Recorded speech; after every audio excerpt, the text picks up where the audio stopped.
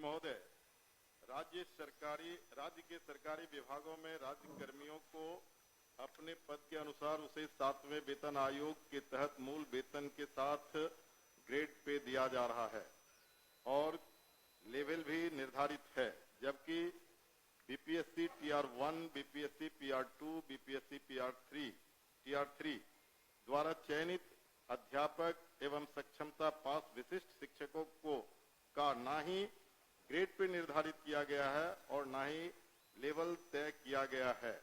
सिर्फ नियोजन के तहत वर्ग 1 से 5 के अध्यापकों को एवं विशिष्ट शिक्षकों को 25,000, वर्ग 6 से 8 के अध्यापक को 28,000, वर्ग 9 से 10 के अध्यापक एवं विशिष्ट शिक्षकों को 31,000, वर्ग 11 से 12 के अध्यापक एवं विशिष्ट शिक्षकों को 32,000 रुपया मूल वेतन दिया जा रहा है, जो 7वें वेतन आयोग से बिल्कुल अलग है, जिसके कारण भविष्य में अध्यापक एवं विशिष्ट अध्यापकों को 8वें वेतन आयोग के लाभ से वंचित रहना पड़ सकता है, जबकि उक्त शिक्षकों को भी राज्य कर्मी का दर्जा प्राप्त है।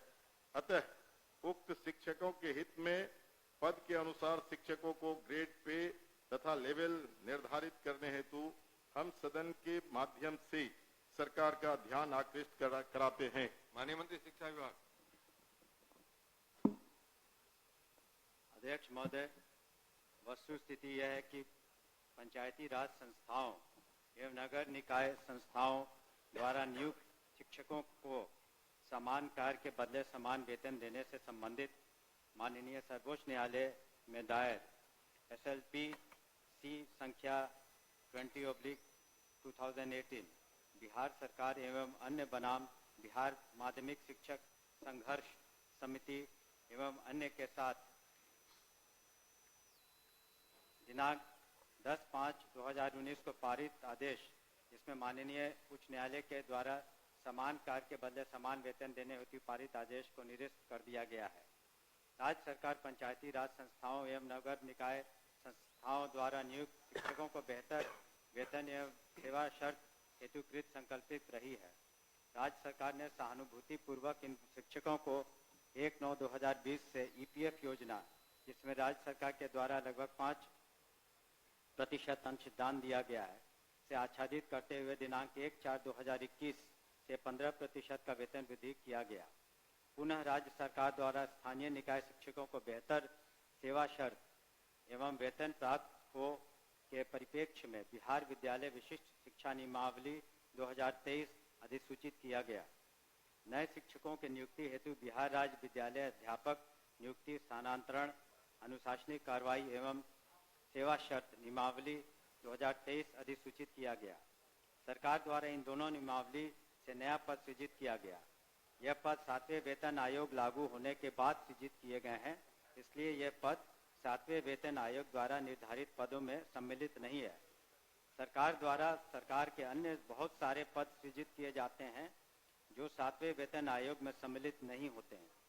इन दोनों नियमावली के तहत वर्ग 1 से 5 के शिक्षकों को 25,000, वर्ग 6 से 8 के शिक्षकों को 28,000, वर्ग 9 से 10 के शिक्षकों को 31,000 एवं वर्ग 11 से 12 के शिक्षकों को 25,000 प्रारंभिक वेतन निर्धारित करते हुए पे मैट्रिक्स का निर्धारण किया गया। उक्त नियमावली के तहत शिक्षकों को बेहतर प्रोन्नति का लाभ दिया गया। अगले संभावित जो वेतन आयोग 8वां वेतन आयोग में ये शिक्षा विभाग द्वारा इन विद्यालय अध्यापकों एवं विशिष्ट शिक्षकों के वेतन मान को उचित स्तर पर निर्धारित करने हेतु वित्त विभाग को अनुशंसित किया जाएगा। महोदय, मैं पूरे वक्तव्य को मैं सुना।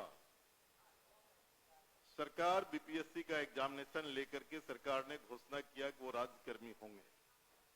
दूसरी बात की सरकार ने ही घोषणा किया कि सक्षमता परीक्षा पास जो कर जाएंगे शिक्षक वो राज्यकर्मी होंगे।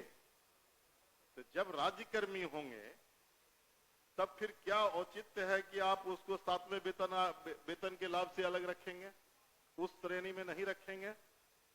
क्यों उसको राज्यकर्मी का दर्जा देते हुए और राज्यकर्मी की घोषणा करते हुए उस लाभ से सरकार क्यों वंचित रखना चाहती है, ये मैं जानना चाहता हूं। माननीय मंत्री। अध्यक्ष महोदय, इसमें जो विचार विमर्श किया गया वित्त विभाग से, ऐसी बात नहीं है कि सहानुभूति तो पूरी रखी गई। एक और आंकड़ा मैं पढ़ना चाहूंगा सदन के सामने। वर्ष 2003 में जो नियुक्त प्रशिक्षित शिक्षा मित्र थे, प्रारंभ में उनका नियत वेतन प्रति माह था 1500, जो वर्तमान सकल वेतन प्रति माह हो गया 31,340। वर्ष 2006 में नियुक्त पंचायत प्रखंड नगर शिक्षक थे 5000, उनका वर्तमान सकल वेतन प्रति माह हो गया 29,410।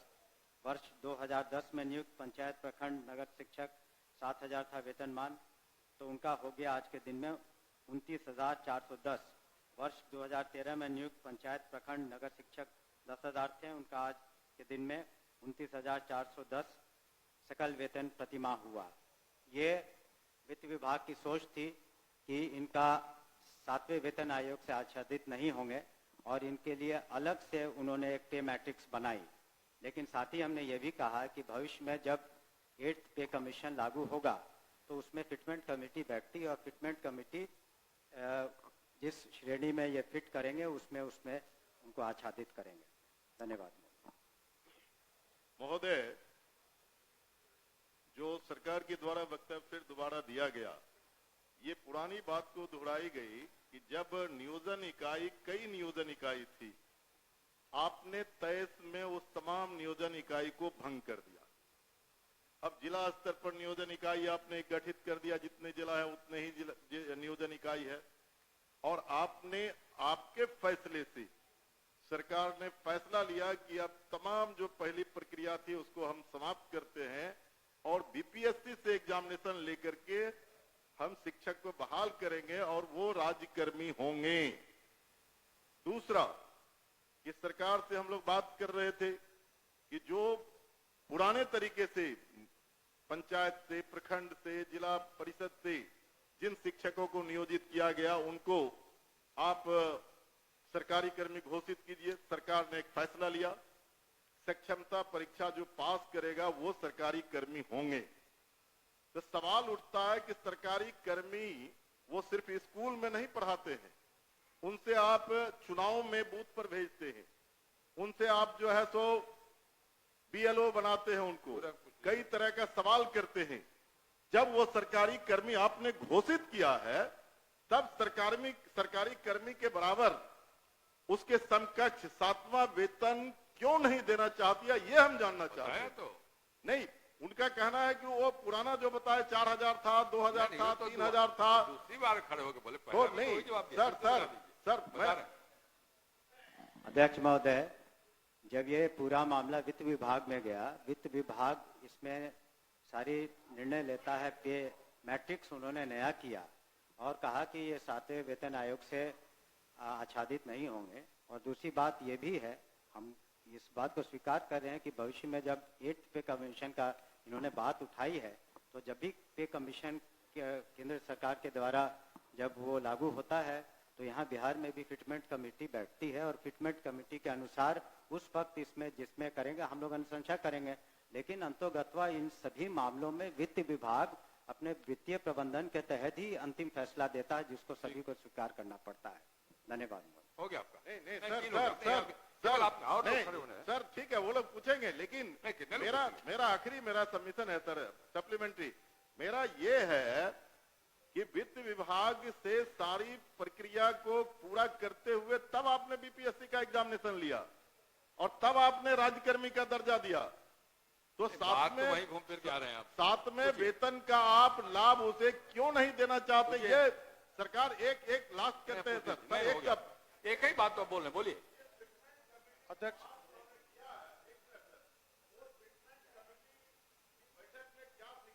इन मुद्दों को रखा जाएगा, कह तो रहे। हमने तो कहा ही कि जब 8th कमीशन का जो उसमें फाइंडिंग्स आएंगी तब बिहार में जब फिटमेंट कमेटी होगी तो अलग अलग विभाग का उसमें टेकअप किया जाता है, तो उस वक्त विचार किया जाएगा निश्चित रूप से। धन्यवाद। ओके। अध्यक्ष महोदय, वर्ष 2023 में नियोजित शिक्षकों को महागठबंधन की सरकार में राज्य कर्मी का दर्जा दिया गया था। महोदय, और ध्यान आकर्षण भी है। जो शिक्षकों के हित में उनके पद के अनुसार ग्रेड पे और उनका लेवल जो तय करना है वो सरकार कब तक देने का विचार रखती है? यदि राजेश देने का जी, विचार राजेश जी, रखती है तो कब तक, नहीं तो क्यों? देखिए एक ही बात हो रही है। आपके माध्यम से मैं शॉर्ट में दो पूरक पूछना चाहता हूं। क्या सरकार को ग्रेड पे निर्धारण करने में आर्थिक बोझ आ रही है? और यदि ये आर्थिक बोझ आ रही है तो सरकार बतावे कि कितने की आर्थिक बोझ आ रही है, तब जो है वो इनको करने में क्या कठिनाई आ रही है आर्थिक बोझ आने में? ये मेरा सवाल है। बैठिए, और कोई पूछने वाले नहीं ना है? चलिए आप बताइए। महोदय, ये तो जब ऐसे मामले वित्त विभाग में जाते हैं तो नीति निर्धारण और सारी समीक्षा वित्त विभाग करती है, तो वित्त विभाग का निर्णय सभी को मान्य होता है और इस पर क्या आंतरिक जो वित्तीय बोझ रहेगा सभी चीज़ों का कैलकुलेशन उन्होंने किया होगा, तभी इस तरह का उन्होंने इस निर्णय पर पहुंचे जिसके बारे में हमने सदन को अवगत किया है। अध्यक्ष माननीय महोदय, सर, श्री अध्यक्ष विद्यासागर महोदय, केसरी, अध्यक्ष आपकी महोदय, सूचना को पढ़े। अध्यक्ष बैठी हो गया नहीं? अरे एक 3 बार जवाब दिए, 3 बार वही सवाल खड़ा किया जो आप पढ़िए अभी केसरी जी।